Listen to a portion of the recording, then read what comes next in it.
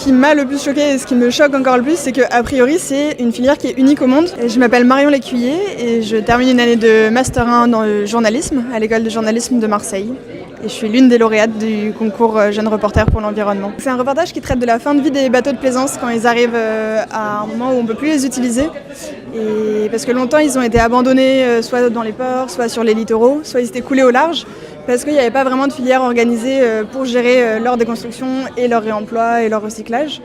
Et depuis 2019, il y a un éco-organisme, une association qui s'en occupe. Et c'est une filière qui est portée maintenant aussi par l'État, qui est soutenue et qui a mis en place un principe du pollueur-payeur. Donc toute personne qui met sur le marché un bateau en vente, et dans le coût de vente sera intégrée une somme qui permettra de prendre en charge la déconstruction de ce futur déchet. Et voilà, et mon reportage traite de tout ça et comment j'y suis arrivée, parce que je suis folle de nautisme et que je compte me spécialiser après dans le journalisme sur des sujets nautiques et maritimes.